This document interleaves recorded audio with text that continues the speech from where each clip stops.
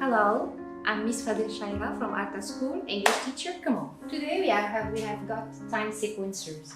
Time sequencers are 5 or more. There are 6 or more, but usually we use first, next, then, after that, and finally. Right? We are going to see each word how it's going to work with sentences. Right? Good. I can use time sequencers in order to step. You notice to step to make the first one, the second one, third one, and so on, right? To step. In order to step some or many events in a process. Some events or many, or just 2 or 3, right?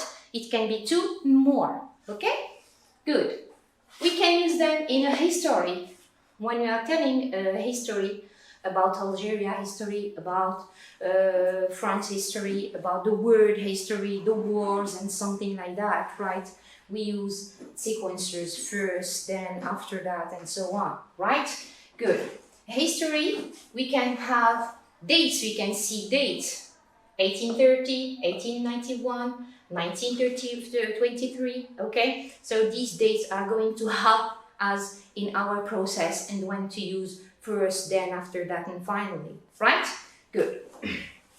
We can use them also in a biography. Biography, when we use some events that happened to a famous person, to a famous scientific, to a famous historian, to a famous doctor or something like that, we are going to use some verbs. But each verb has got its place. How do we know that? By using time sequencers. First, then, after that, next, and finally. Right, so examples. First, he studied. Then he improved. Then he moved. After that, he lived. He moved to another country. And finally, he died in an end. Right? Okay, good. We can use time sequences in a recipe. When I say to you, I've got a recipe of chocolate cake, or I have got a recipe of how to prepare tea, how to prepare coffee. First you do this, then you add, then you mix, then yes? Okay, so this is what do we say here? Put, add, mix, cook, some verbs that we use in a process. And before these verbs, you can use also time sequences, which is first, then, after that, and finally. Good. Daily routine. Do you remember what do you do this morning? Do you remember? I first get up at 7 o'clock. If you are like me, you are going to have a wash. Then you pray, if you didn't pray 5 o'clock. Then after that, you are going to take your breakfast. Next, you prepare yourself to go to work.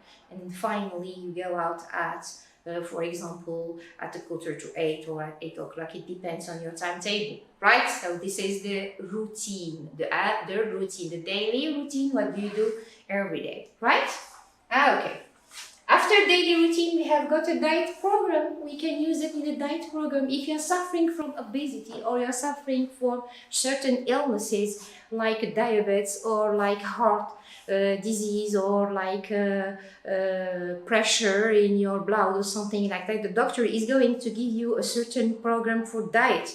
And this diet must be followed precisely, yes. And we are going to use first I take these medicaments, or then I take vegetables. After that I put a grilled meat or something like that.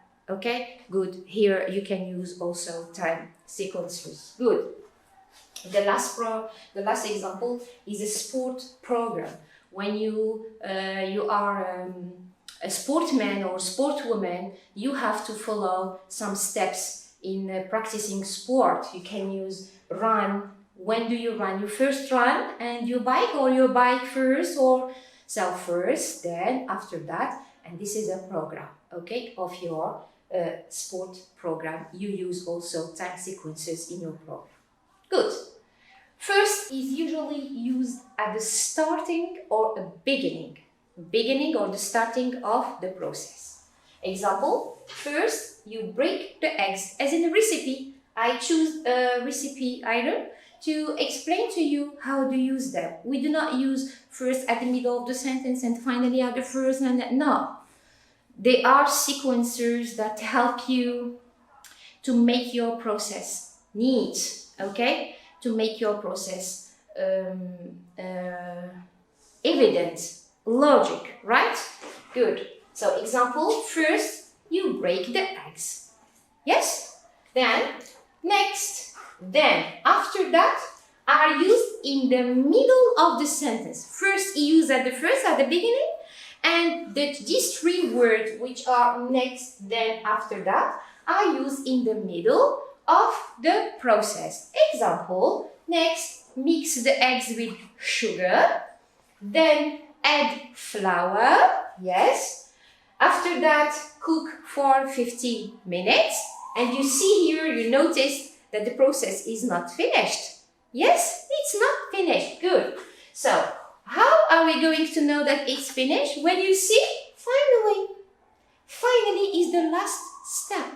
Finally is used at the final step of the process. Example, finally, decorate with some chocolate. Your cake, your recipe, you decorate it and you can eat it with tea, coffee, juice, as you like.